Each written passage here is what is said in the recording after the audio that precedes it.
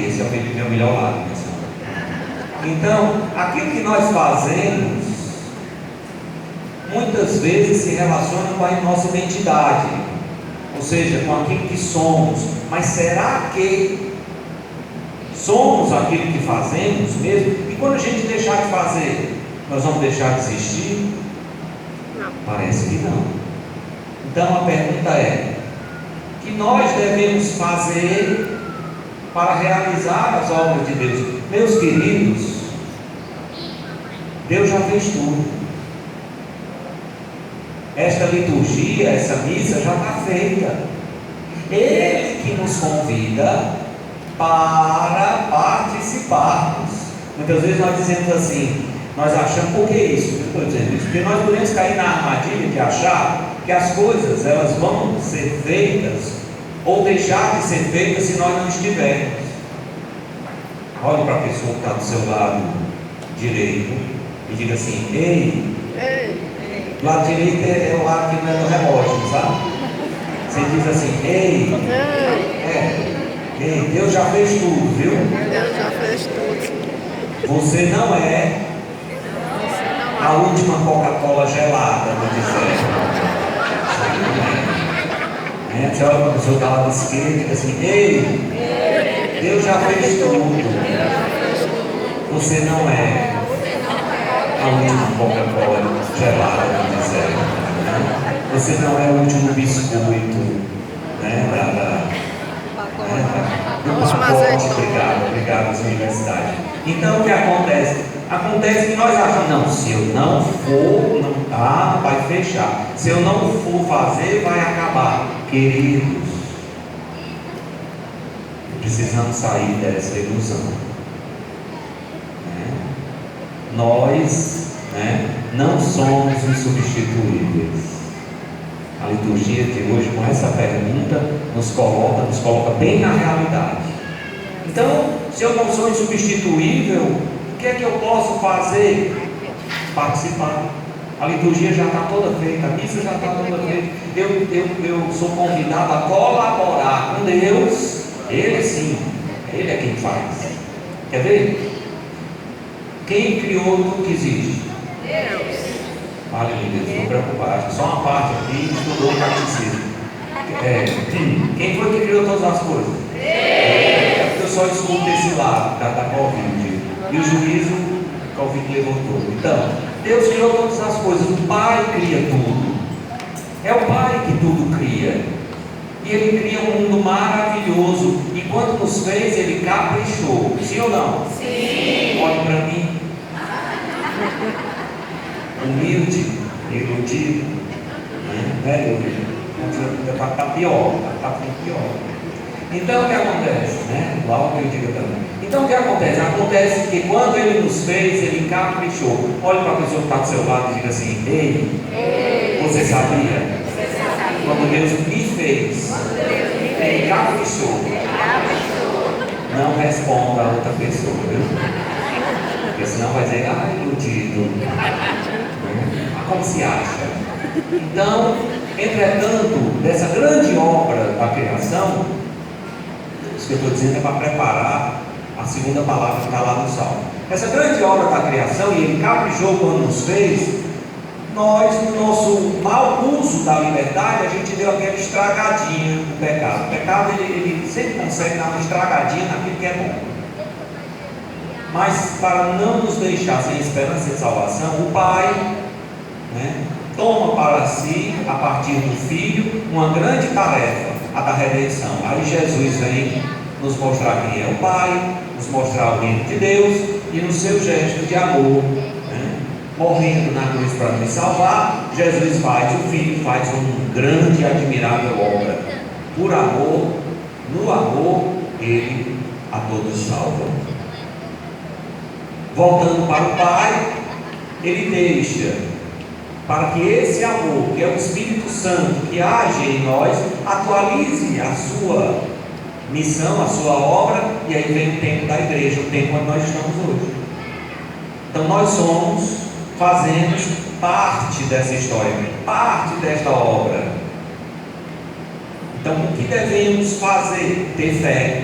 ter fé no Deus que criou todas as coisas, ter fé em Jesus Cristo, Filho único, Redentor do Pai, Verbo eterno encarnado, que nos mostrou na carne humana quem é Deus e como é ter essa vida nova em Deus, é crer em Jesus.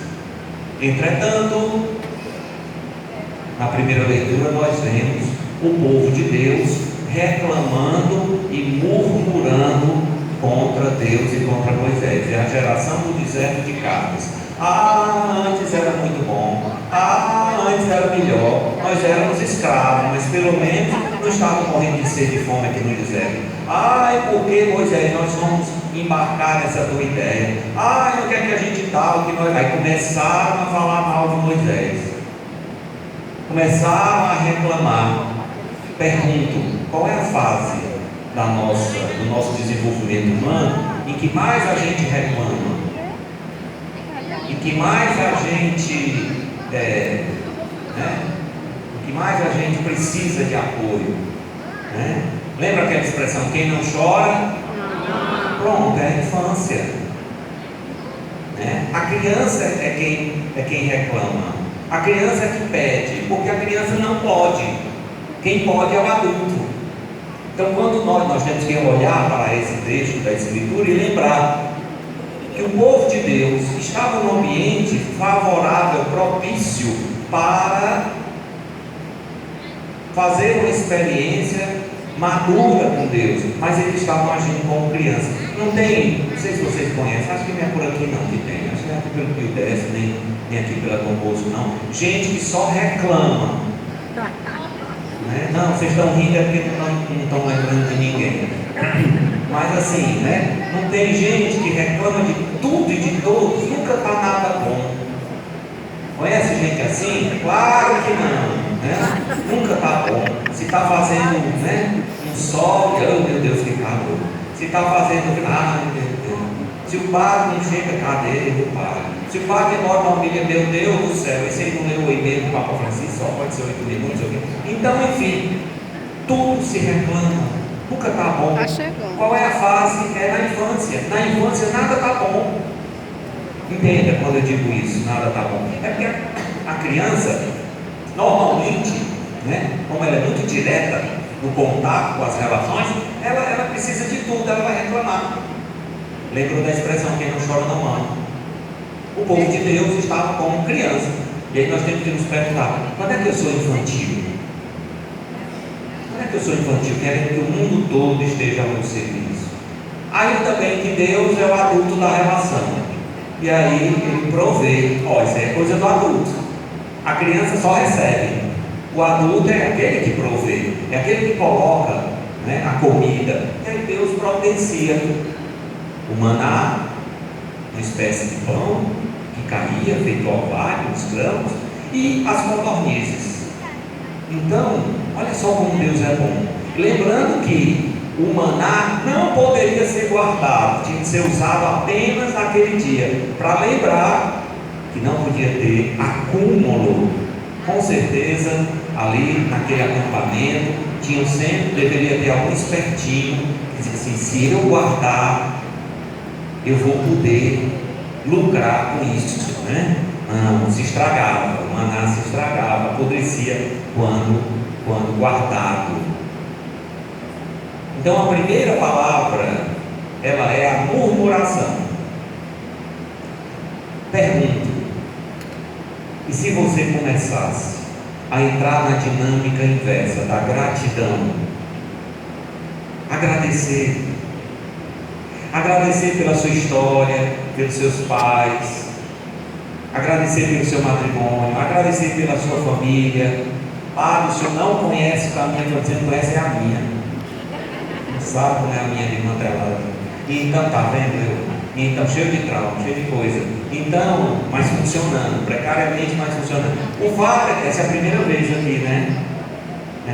Tomara que seja a primeira de muitas, não assustar vocês.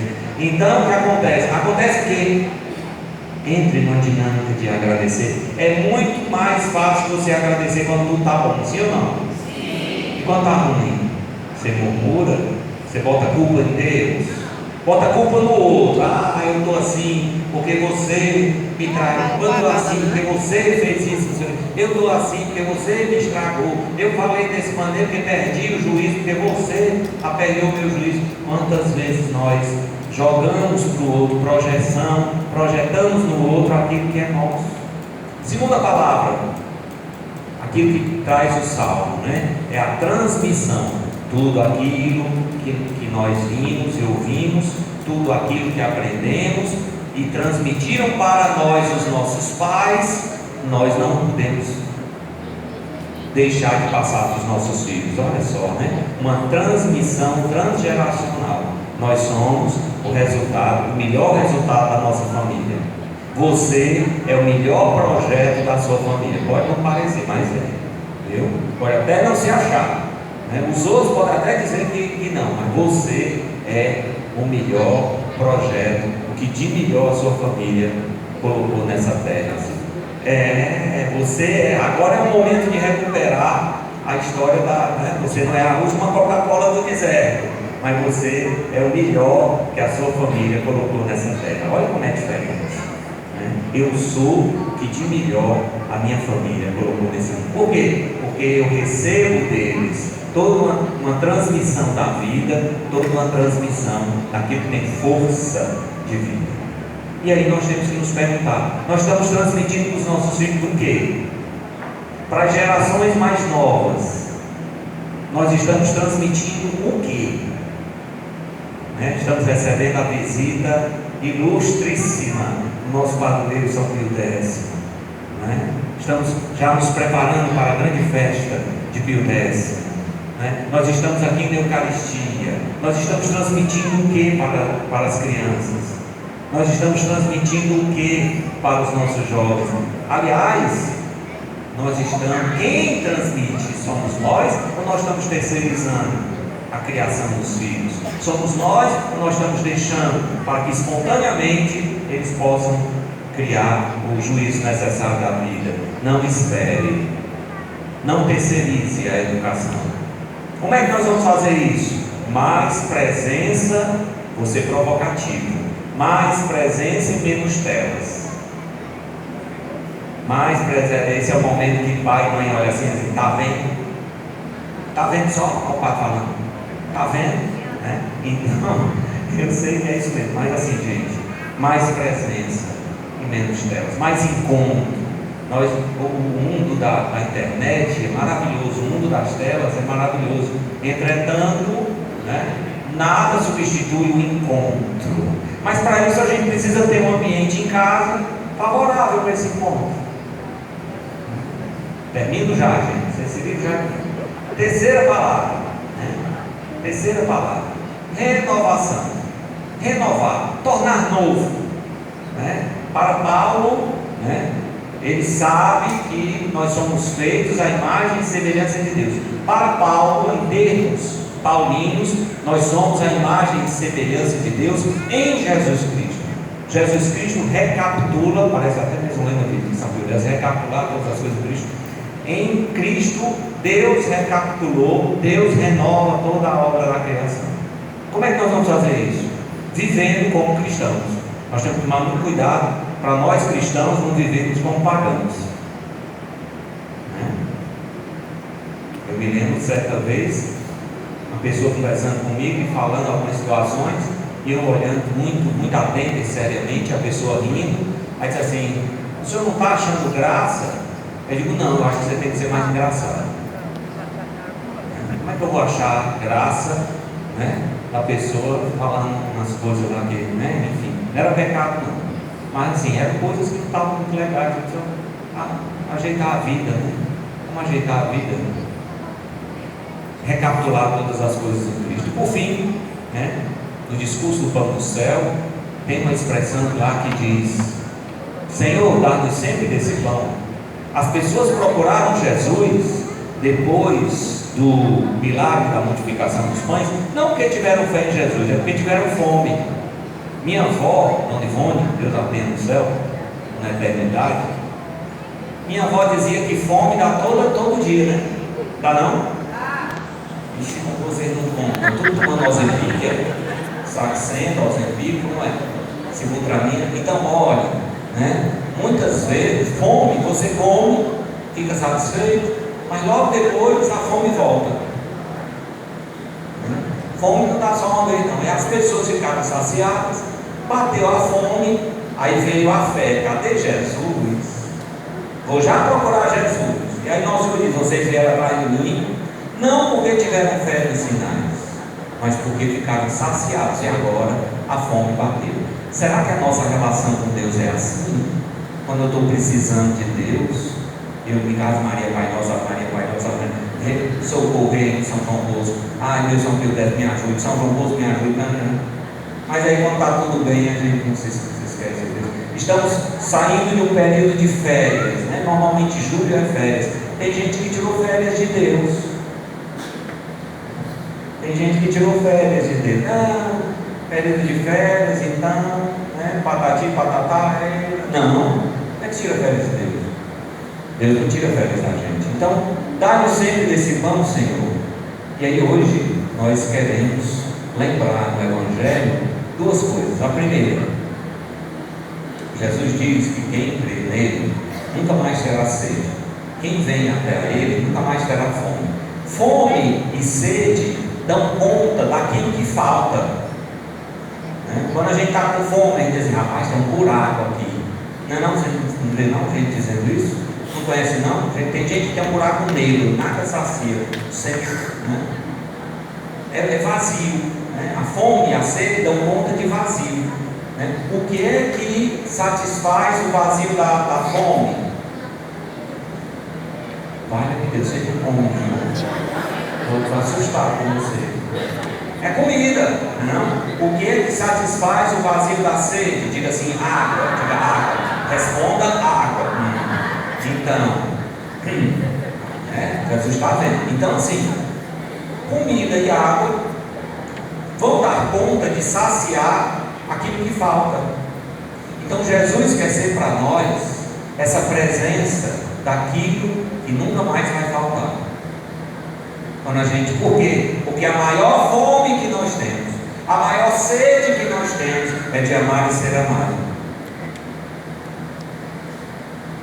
E onde é que a gente aprende a amar e ser amado? Na barriga da mamãe. É lá na barriga da mamãe.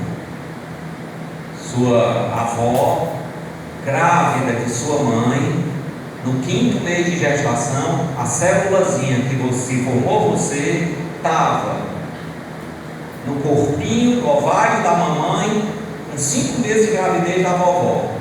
Isso aí é para você ficar noiado, assim. Isso aí, depois, enfim, se tiver tempo, a gente esclarece. Se tiver, fica noiado. Mas assim, nós temos essa conexão. A gente só não entendeu isso. São as nossas relações de amor, elas estão lá na barriga da mamãe.